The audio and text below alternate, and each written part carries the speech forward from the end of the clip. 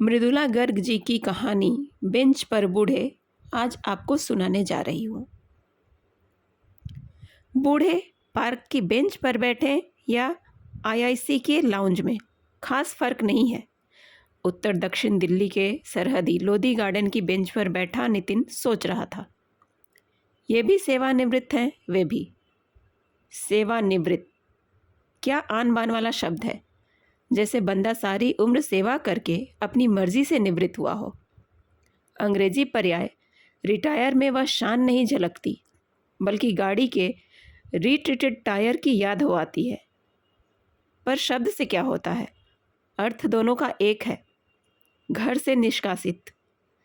जैसे नितिन, कभी नितिन सोलंकी, हाल में सेवानिवृत्त हो, मात्र नितिन, या वह भी नहीं, केवल पापा या दादा।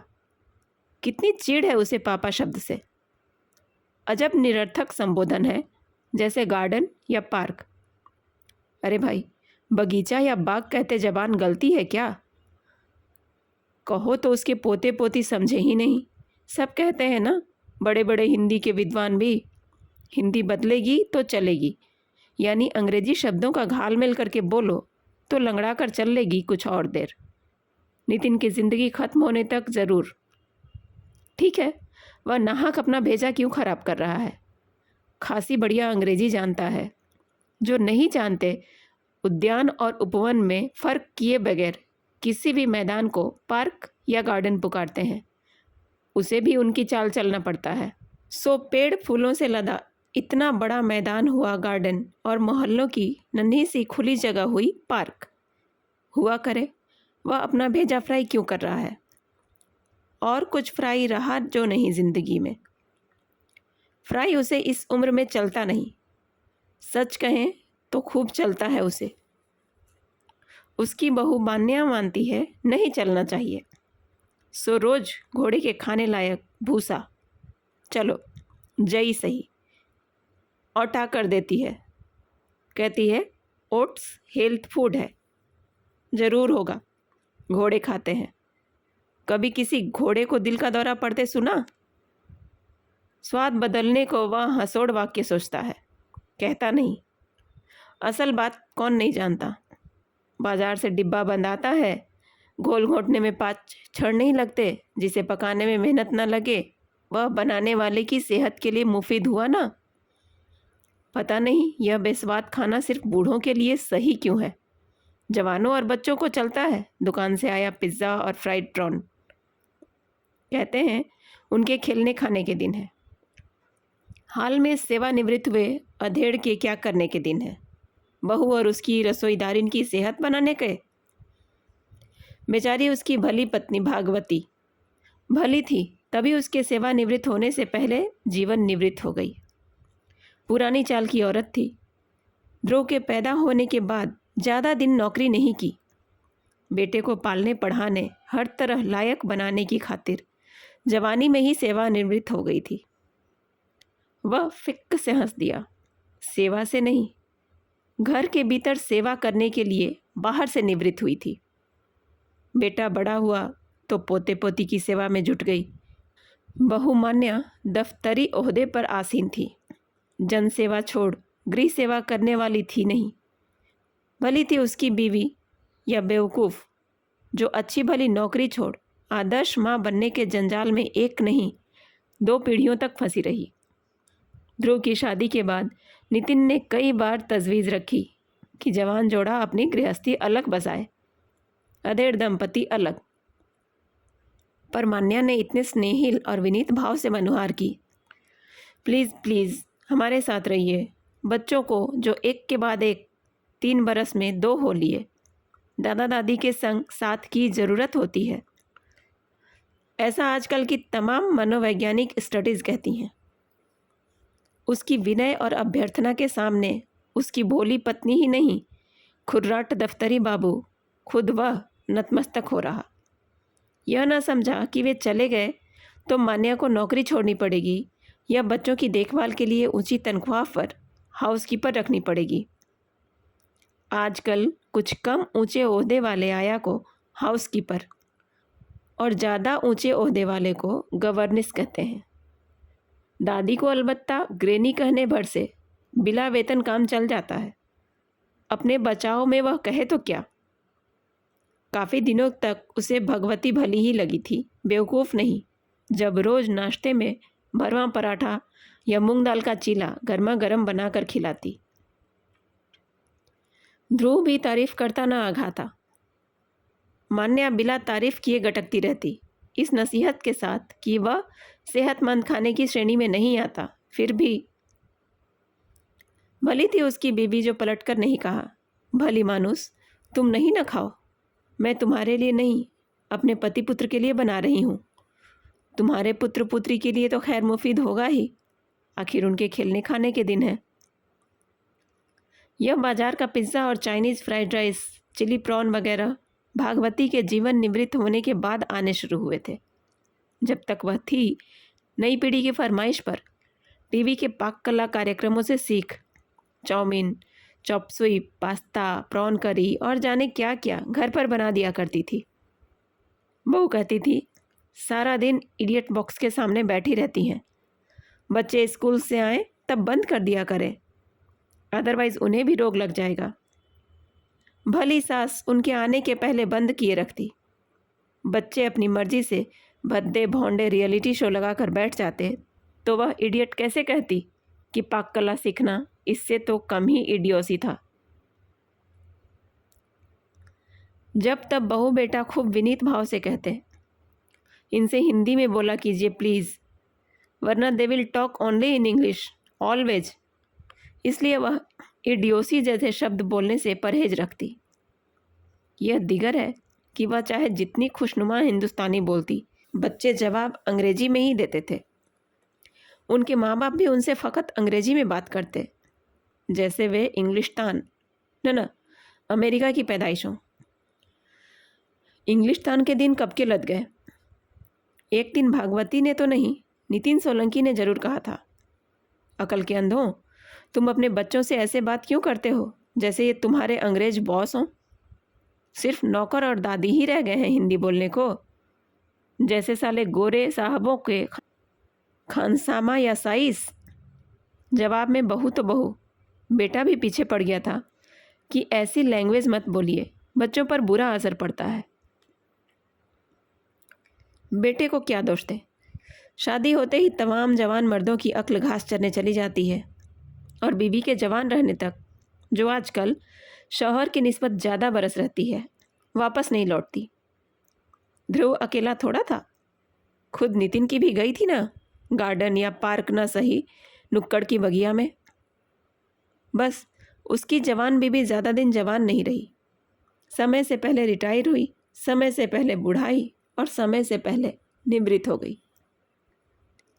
उसका बनाया चाउ चाउ खाकर मान्या कहती तो थी, चाइनीज शेफ जैसा नहीं बना, पर पैसे की बचत के चलते समझौता करने को राज़ी हो जाती और न करते काफ़ी हिस्सा चट कर जाती।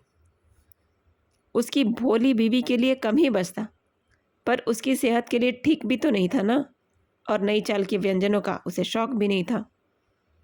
उससे किसी ने पूछा नहीं था, वह भी भला पूछने की बात थी।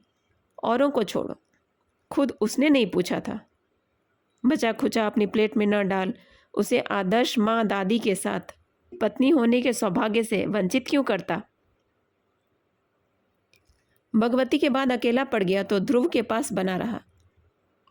अपने निर्णय स्वयं लेने का अभ्यास तब तक मिट चुका था।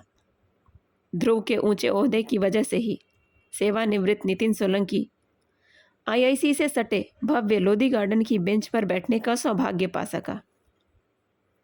उसका बंगला पास ही काका नगर में था।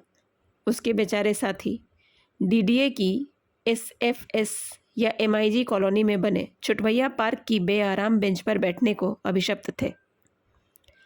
बेचारे वे थे या नितिन। वे 5-6 के गोल में देश के बिगड़ते हालात और नई पीढ़ी की बढ़ती उच्छृंखलता की निंदा करके वक्त जाया करते। लंबे चौड़े हवादार लोधी गार्डन में हरियाली और आरामदेह बेंच जरूर थीं, पर नितिन को वक्त अकेले जाया करना पड़ता था। शनिवार रविवार को झुंड के झुंड लोग पिकनिक मनाने आते, पर नितिन की हलों का जवाब तक देना गवारा न करते। बाकी शाम ट्रैक सूट में लैस जॉगर्स या वॉकर्स के बतियाने का सवाल ही नहीं उठता था। वॉक यानी सैर नितिन भी करता था। मध्यम चाल चलतों से हाय हलो हो जाती थी, पर ऐसे लोग वहाँ कम आते थे। लोधी गार्डन के पास के बंगलों में सेवानिवृत्त बूढ़ों के रहने का चलन शायद नहीं था। ऊंचे ओहदेदार माँ बाप का क्या करते थे वह जान नहीं पाया, पर इतना ज़रूर जानता था कि बेटे के सदस्य होने पर बाप आईआईसी के लाउंज में नहीं बैठ सकता था। यानी उसकी औकात आईआईसी में बैठने की नहीं थी। 2-4 बार गया जरूर था। दोबारा दोस्तों की तलाश में निकले। हाल में सेवानिवृत्त हुए एक जमाने के साथी बाबू बीके के साथ अहमक नितिन ताउम्र बाबू बना रहा। चतुर सुजान बनवारी कपूर पदोन्नति पर पदोन्नति कर सेल्स विभाग में अफसर बीके बन गया। उस मुकाम पर पहुंचकर उसे आईआईसी की जीवन पर्यंत सदस्यता मिल गई। सेल्स विभाग में जाने का निहितार्थ कौन नहीं समझता। मृदुभाषी और चालाक होने के साथ बीके दुनियादार भी था। अविधा में कहें तो बेईमान। पहली मर्तबा शनिवार की दोपहर बीके से मुलाकात औचक हुई थी, जब नितिन लोधी गार्डन के गेट के अंदर घुस रहा था। चलो वहाँ बैठते हैं, बीके ने आईआईसी की तरफ इशारा करके कहा था। चलते समय उसका फ़ोन नंबर मांगा तो उसने ध्रुव के घर का नंबर दे दिया। यह तो लैंडलाइन है, मोबाइल नहीं है तेरे पास? नंबर अपने मोबाइल में भरते हुए बीके ने पूछा था। उसके ना कहने पर हो कर हंसते हुए कहा था, मोबाइल तो आजकल भिखारियों तक के पास होता है। मेरे पास है ना, कर लेना कभी भी, यहीं मिलेंगे।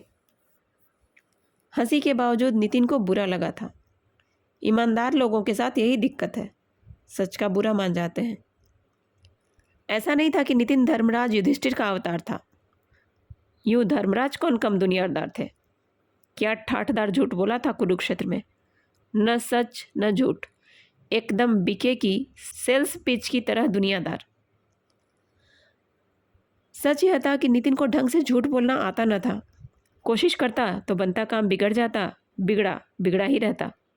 उससे बेहतर झूठ तो भोली भगवती बोल लेती थी, जो कटहल की तरी को चिकन तरी बतलाकर परोस देती थी और किसी उल्लू के पट्टे को जरा शक न होता। बजट में बचे पैसों से पकौड़े, टिकिया, दम आलू, कचौड़ी जैसे गैर सेहतमंद देसी व्यंजन बना डालती, जिन्हें दूर दूर करते सब चट कर जाते। भागवती के लिए जरा मरा ही बच पाता। क्या विडंबना थी कि सभी तरह के देसी विदेशी गैर सेहतमंद खाने से जबरन परहेज कर हेल्थ फूड खाकर भगवती सबसे पहले परलोक सिधारी। नितिन समेत तमाम उल्लू के चरखे गलत खा खा कर भी अच्छे भले हैं। उसने अपने को दुत्कारा, गाली देकर बात नहीं करनी चाहिए, देनी नहीं, सिर्फ खानी चाहिए। हाँ हाँ हाँ, तुरंत बीके की आवाज़ आई। वह वहाँ नहीं था। आईआईसी का जीवन पर्यंत सदस्य हरामजादा लाउंज छोड़ उद्यान की बेंच पर क्यों बैठता? आवाज़ उसके भीतर से आई थी। आजकल जब तब बीके भीतर घुसकर बोला करता है। अकेलेपन से निजात पाने का अच्छा तरीका है। पहली मुलाकात के बाद कुछ दिन बुरा माने इंतज़ार करता रहा कि बीके फ़ोन करेगा। नहीं किया तो जब मैं परिवार ध्रुव छुट्टी मनाने दिल्ली से बाहर था, एक कटकनी अकेली शाम उसी ने बीके का नंबर मिलाया। आजा कल 11 बजे, मैं बाहर दरवाजे पर मिल जाऊंगा, उसने कहा। 11 नहीं, शाम 5 बजे, नितिन ने कहा। अगले दिन ध्रुव को लौटना था। दिन में काम वालियाँ आती जाती रहती हैं, शाम को बच्चों के लौटने पर ही आ पाऊंगा। बीके मान गया था। नितिन ने थोड़ा झूठ बोला था।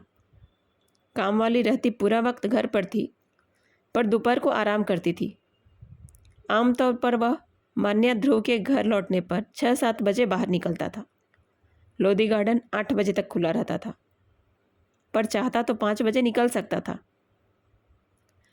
लाइफ मेंबर होने के बहुत फ़ायदे हैं, बीके ने उसे समझाया था। खुराफात में पढ़ने पर सालाना सदस्य की सदस्यता आसानी से ख़त्म की जा सकती है। लाइफ मेंबर की करो तो सवाल उठना लाजमी है कि लाइफ मेंबर बनाया क्या सोच कर था। इसलिए आईआईसी ज़्यादातर बूढ़ों को जिंदगी भर के लिए सदस्य बनाता है। खुराफात में पड़ने का डर लगभग खत्म हो चुका होता है, ज़्यादा जिंदा रहने का भी। और इसीलिए नितिन ने हाजिर जवाबी में पहली बार बीके को मात देकर कहा था, वे आराम से खुराफात करते रह सकते हैं और जीते भी ज़्यादा हैं। भगवती के गुजरने के बाद वह समझ गया था कि गैर खुराफाती जन सेहतमंद खाना खाकर भी कम जीते हैं। सोचा जाए तो भगवती थी भगवान। जल्दी सिधारी तो उसकी तरफ पार्क में बैठकर या घूमकर अकेली शामें गुजारने की नौबत ना आई। सोचा जाए और करने को क्या था नितिन के पास सोचने के सिवा? बेंच पर बूढ़े ज़्यादा दिखते थे बुढ़ियों की बनिस्बत। तर्कसम्मत था, चूँकि हिंदुस्तानी मर्द औरत की तरह घर के काम में हाथ नहीं बटा पाता, इसलिए बुढ़ापे में उसका मूल्य और कम हो जाता है। घर का काम एकमात्र काम है जिससे बंदा कभी रिटायर नहीं होता। अजब शय है हिंदुस्तानी मर्द। सारी उम्र औरत के भरोसे राज करके इतना निकम्मा हो जाता है कि बुढ़ापे में बरवा पराठा या मूंग की दाल का चीला तो दूर, रोटी चावल पुलाव पकाकर भी घर के लिए ज़रूरी नहीं बना रह सकता।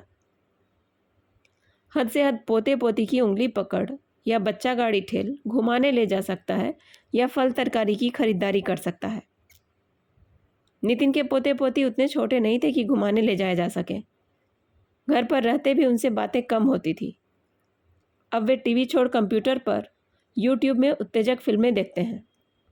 माँ बाप इतने ऊंचे ओहदों पर पहुंच लिए कि बच्चे क्या कर रहे हैं देखने का वक्त नहीं है। पर्दे के पीछे खड़े रहकर एक बार उसने एक फिल्म के कुछ दृश्य देखे थे। पल भर को सोचा, ब्लू फिल्म इसी को कहते हैं क्या? पर इतना गब्दू नहीं था। जल्दी समझ गया कि उसके ज़माने में खुराफात को सनसनीखेज भले मान लिया जाता था। वाकई ब्लू फिल्म वह नहीं थी, फिर भी वयस्क जरूर थी, कुछ ज़्यादा ही वयस्क। स्कूली बच्चों की माकुल बिल्कुल नहीं थी, पर उसने कुछ कहा नहीं था। जानता था बच्चे दुनियादारी में उससे 21 थे। धर्मराज और बीके को मात दे इस सफाई से आधा झूठ बोलते थे कि माँ बाप शेखी बघाड़ते फिरते थे, हमारे बच्चे वेब पर खोज खोज कर ऊंची तालीम के गुर सीख रहे हैं। देखना बोर्ड में 98-99% नंबर लाएंगे। नहीं, वह नितिन के शब्द हैं। वे 98-99% कहते थे, रुतबेदार जो ठहरे। दिन में वह कभी कभार टीवी पर फिल्में या खबरें देख लेता था। उसकी अनेक कमियों में से एक यह थी कि उसे टीवी भी नहीं भाता था। उसे अखबारें पढ़ने में ज़्यादा अच्छा लगता था और वह टीवी के सामने मुश्किल से आधा घंटा गुजार पाता। किताबें खूब पढ़ता। मान्या ने कहा भर था कि बुढ़ापे में सेहत के लिए लंबी सैर जरूरी है। वह तत्काल इशारा समझ संग साथ की चाह भीतर घोटे बेटे बहू को एकांत देने की खातिर शामें पार्क में टहलते या बेंच पर बैठे गुजारने लगा था।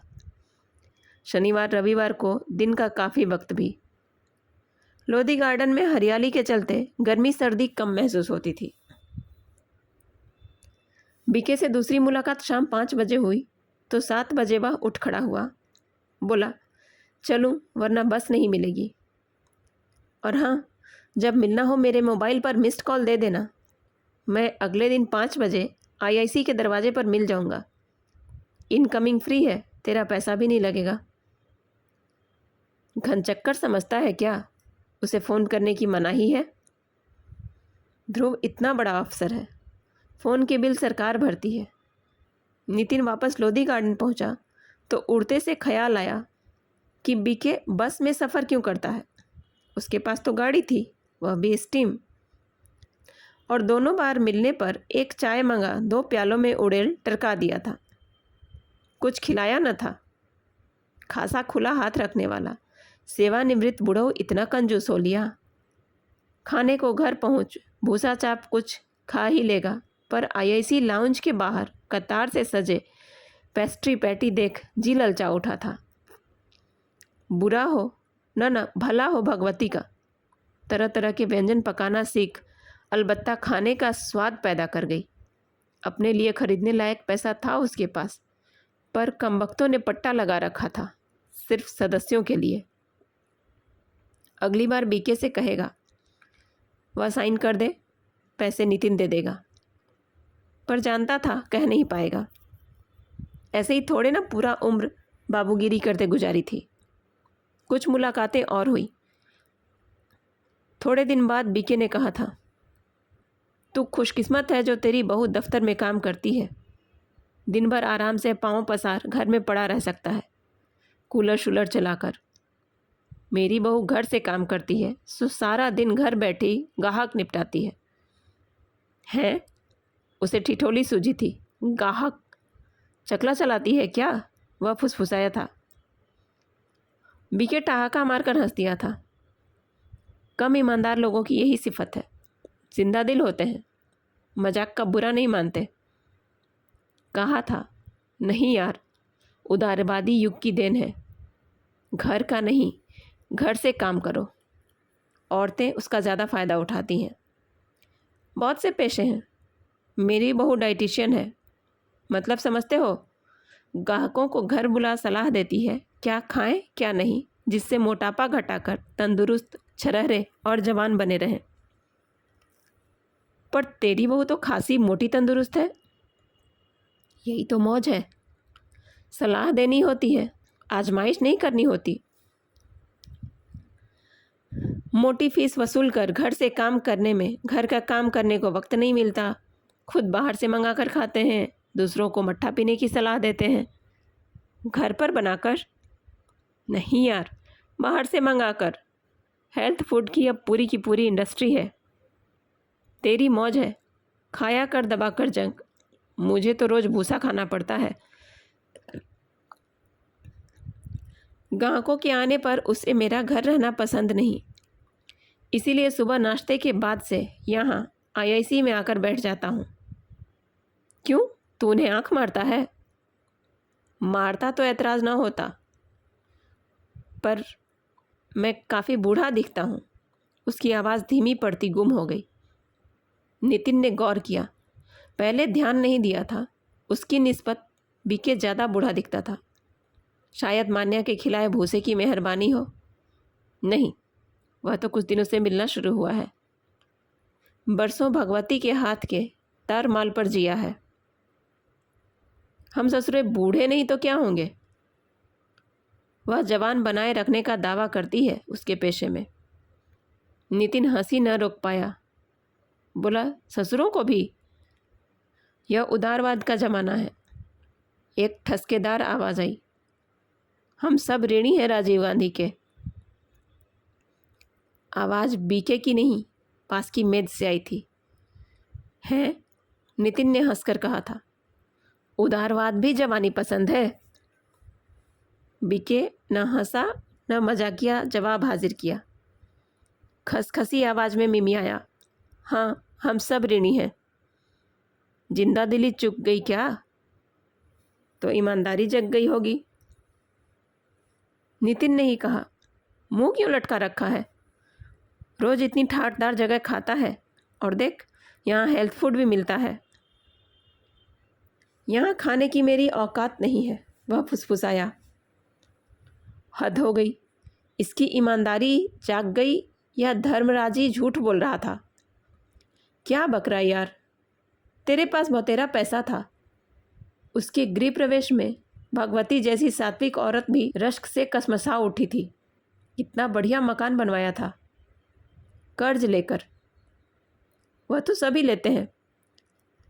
राजीव गांधी ने बाजार का उदारीकरण न किया होता तो हम इतने उद्योग धंधे न लगा पाते थे। बराबर से आवाज़ फिर गूंजी।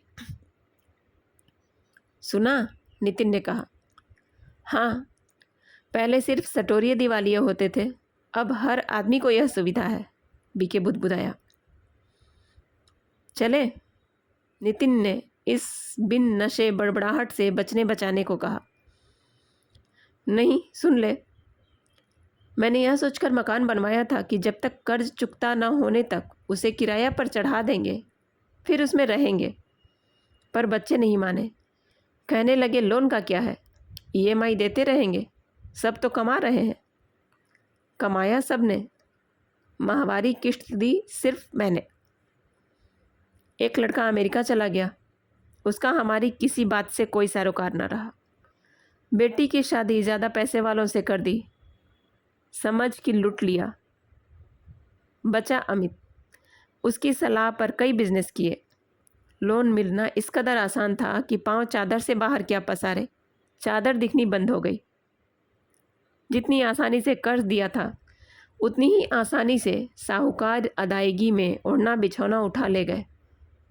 जो कतरन बची बीमारी में खर्च हो गई। मैं दिवालिया हो गया। मकान बच रहा क्योंकि पहले ही अमित ने खरीद लिया था। अब मैं हूँ और आईआईसी की सदस्यता। जिस तिस की मेज पर बैठ जाता हूँ एक आध प्याले चाय का जुगाड़ हो जाता है। बीमारी क्या हुई थी? कैंसर। अब ठीक हूँ। उदारीकरण का करिश्मा है कि आम हिंदुस्तानी की औसत उम्र इतनी बढ़ गई। हर तरह की देसी विदेशी चिकित्सा उपलब्ध है, बराबर की मेज चिहुकी। भूतपूर्व मंत्री हैं, बीके ने मरी आवाज में कहा। कौन जाने कब भूत भविष्य बन जाए, मस्का लगाने की आदत बनाए रखनी पड़ती है। नितिन की समझ में नहीं आया क्या करे। तभी बैरा बिल ले आया, कुल 9 रुपए का था। सुस्त भाव से बीके ने हस्ताक्षर कर दिए। बैरा चला गया तो नितिन ने बीके का हाथ थाम कर कहा, बुरा न माने तो एक बात कहूँ, पैसे मुझे देने दे, साइन तू कर। पर जेब से 10 का नोट निकाल उसे थमाते हुए जोड़ा, हम मिलते रहेंगे। मुझे गर्मी सर्दी बगीचे में बैठने में कष्ट होता है, यहाँ एसी है। और सुन, एक वेज पैटी मंगा ले, शेयर कर लेंगे। बीके सहसा कम बूढ़ा लगने लगा। बोला, कितना इंतज़ार करवाया यार तूने अक्ल की बात सुनाने में। यह कहानी आपको कैसी लगी कमेंट करके अवश्य बताइएगा।